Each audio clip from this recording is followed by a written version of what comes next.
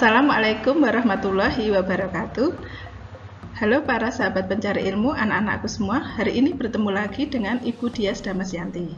Kita akan belajar tentang materi di kelas 3 SD, tema 1, pertumbuhan dan perkembangan makhluk hidup, subtema 3, pertumbuhan hewan. Saksikan video ini sampai selesai. Kita mulai dari pertumbuhan ayam. Ayam berkembang biak dengan ovipar atau bertelur. Contoh lainnya, bebek, burung, angsa, dan lain-lain. Proses penetasan telur ayam sekitar 21 hari. Dapat dilakukan dengan dua cara. 1. Alami dengan dierami induknya langsung. 2. Cara buatan dengan menggunakan alat khusus. Faktor yang mempengaruhi pertumbuhan ayam. 1. Makanan. 2. Minuman. 3. Suhu udara. 4. Kebersihan kandang. Dan proses pertumbuhan ayam, yang pertama dimulai dari telur. Telur akan menetas, kemudian menjadi anak ayam dan ayam dewasa. Anak-anak, tahukah kalian apakah perbedaan ayam jantan dan ayam betina? Ayam jantan memiliki jengger besar di atas kepalanya. Bulu ekornya panjang dan bertaji. Sedangkan ayam betina berjengger kecil dan bulu ekornya pendek. Berikutnya pertumbuhan kucing. Kalian tahu hewan kucing? Ya, kucing termasuk hewan mamalia, hewan menyusui. Kucing berkembang biak dengan beranak atau vivipar dengan masa kehamilan selama 63 hari. Kucing dapat melahirkan 4 ekor anak atau lebih sekali melahirkan. Anak kucing saat lahir dalam keadaan buta dan tuli. Mata mereka terbuka pada usia 8 hingga 10 hari dan dapat susu dari induknya hingga usia 6 atau 7 minggu. Kucing memiliki misai atau kumis kucing yang berfungsi 1. Membantu menentukan arah dan menjadi indera tambahan. 2. Mendeteksi benda-benda di sekitarnya tanpa melihat. Dan pertumbuhan kucing setelah melahirkan akan mengeluarkan anak kucing, kemudian tumbuh menjadi kucing dewasa. Nah, kita perhatikan gambar di bawah ini ada ikan sedang berenang. Ikan mempunyai alat pernafasan yang disebut dengan insang. Insang ikan adalah organ khusus yang berisi ribuan pembuluh darah kecil yang disebut dengan kapiler. Insang berfungsi 1. Menyaring oksigen dari air dan masuk ke dalam aliran darah ikan. 2. Membuang air limbah dari aliran darah ikan. Ikan ada yang berkembang biak dengan ovipar atau bertelur, dan ada yang berkembang biak dengan ovovivipar, bertelur dan beranak, seperti ikan hiu dan ikan pari. Ikan memiliki 4 alat indera. Yang pertama, sepasang mata. Yang kedua, sepasang telinga dalam. Yang ketiga, indera pembau. Dan yang keempat, gurat sisi. Nah anak-anak, sekarang kita belajar bagian pada tubuh ikan dan fungsinya apa saja. Yang pertama, gurat sisi. Berfungsi untuk mengetahui perubahan tekanan air di tempat hidup ikan. 2. Ikan bergerak menggunakan ekor untuk mendorong tubuhnya, dan sirip untuk mengatur keseimbangan dan arah saat bergerak. 3. Kandung kemih udara, berfungsi untuk bertahan hidup. 4. Sisik tajam atau halus, berfungsi untuk melindungi dari cedera. 5. Penutup mukosa di atas sisik, berfungsi untuk membantu melindungi ikan terhadap infeksi oleh bakteri dan menjaga memasuki tubuh ikan. Dan yang keenam, ikan memiliki tulang belakang tetapi tidak memiliki telinga dan kelopak mata eksternal. Ikan, seperti yang kita ketahui, hidup di air. Tetapi ada ikan yang hidup di air laut, ikan yang hidup di air tawar, maupun ikan yang hidup di air payau. Ikan yang hidup di air laut contohnya 1. Ikan tongkol. 2. Ikan tuna. 3. Ikan kakap. 4. Ikan tenggiri. 5. Ikan cakalang. 6. Ikan baronang. Dan 7. Ikan kembung.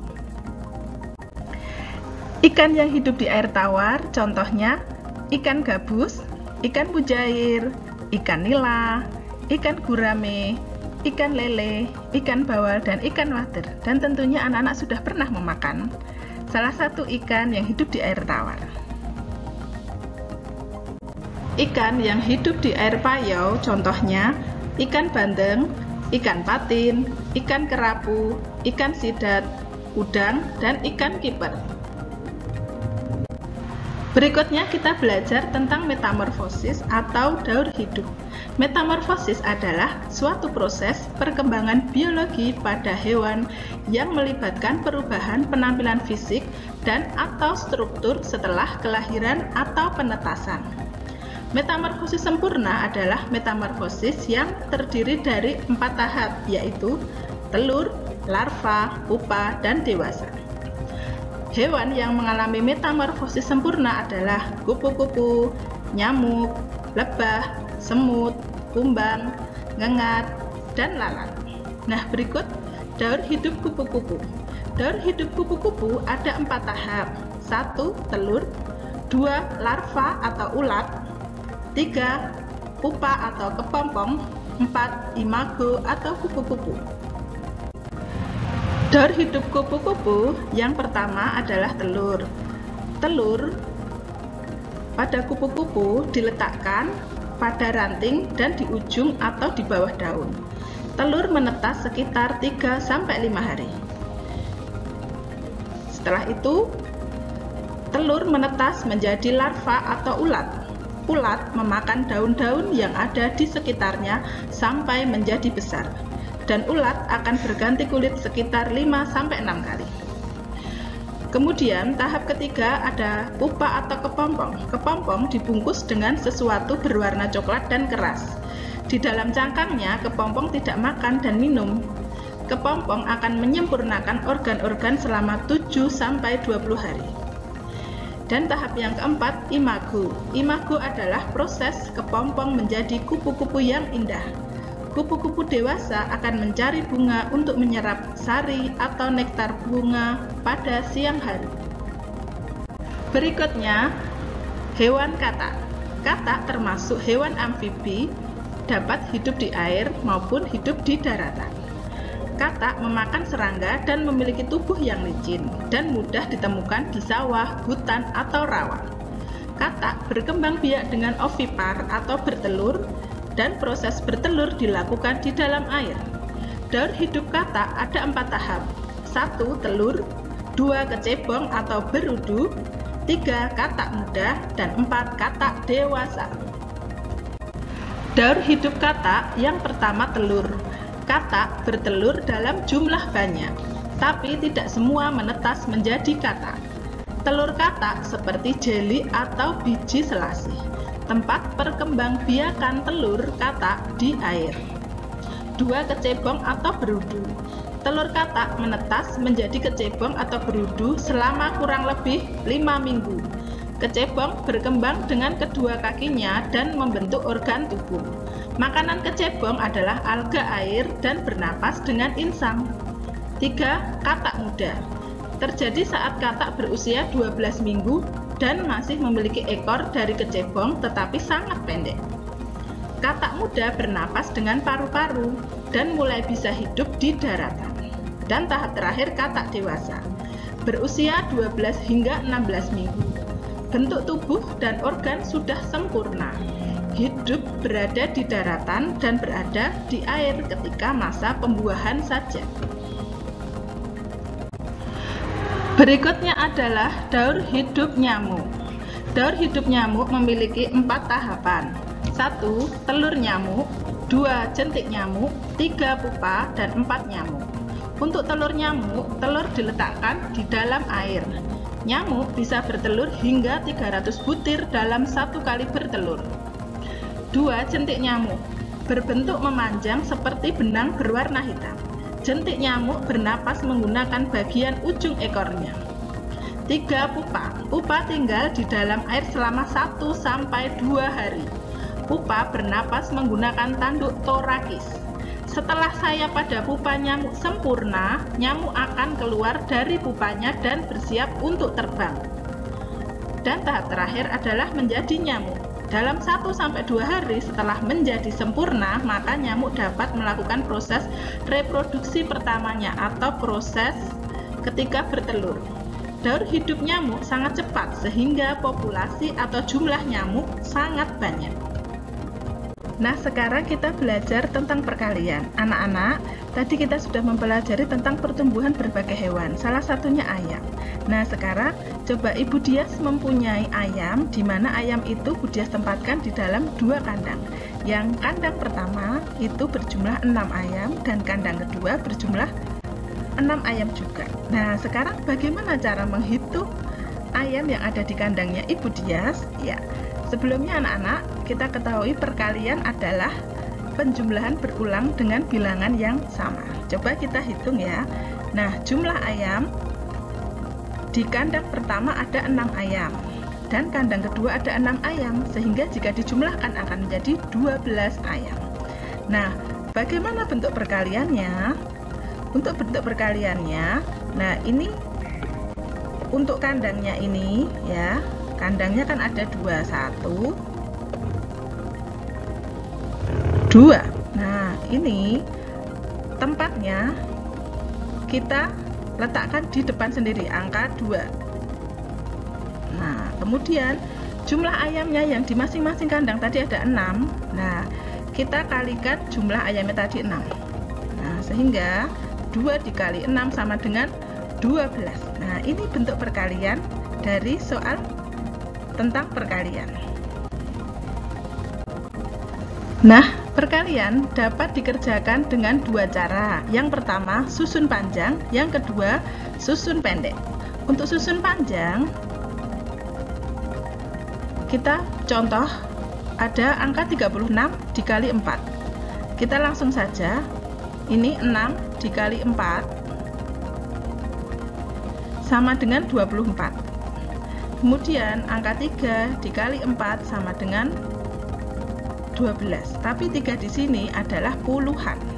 Ya. 3 di sini adalah puluhan. Sehingga 30 dikali 4. Nah, ini hasilnya 120. Kemudian kita susun 4 ditambah 0, 4, 2 ditambah 2, 4, dan 1. Jadi 36 dikali 4 hasilnya 144.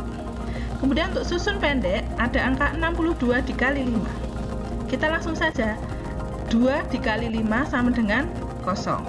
Nah, kosongnya ini dari mana? 2 dikali 5 kan 10. Nah, 10 kita tulis nolnya saja, kemudian disimpan 1. Nah, kemudian 6 dikali 5 sama dengan 30. Ya, 30 tadi kita tambahkan 1 yang disimpan tadi. Nah, kemudian 30 ditambah 1 menghasilkan 31, sehingga ditulis di sini. Jadi 65 dikali 5 sama dengan 310.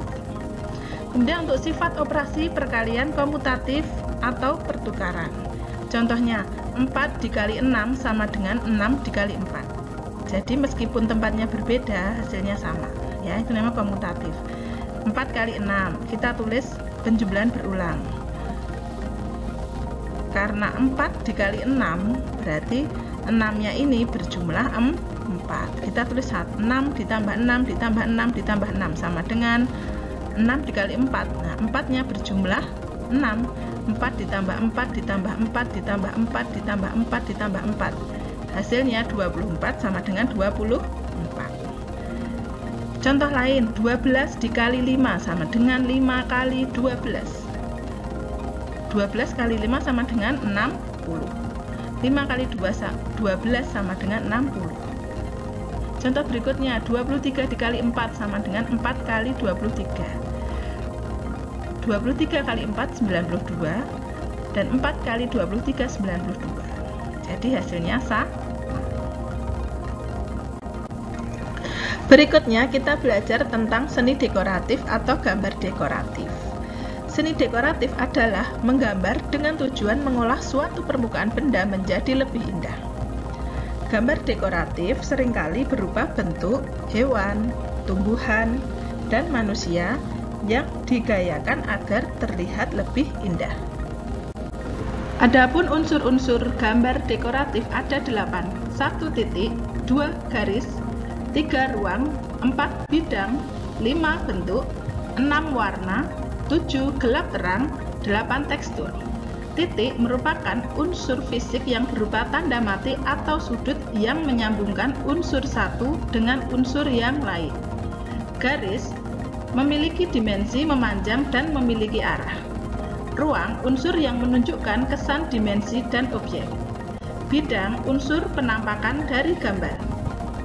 Bentuk merupakan wujud dari gambar tersebut atau pola dari wujud tersebut.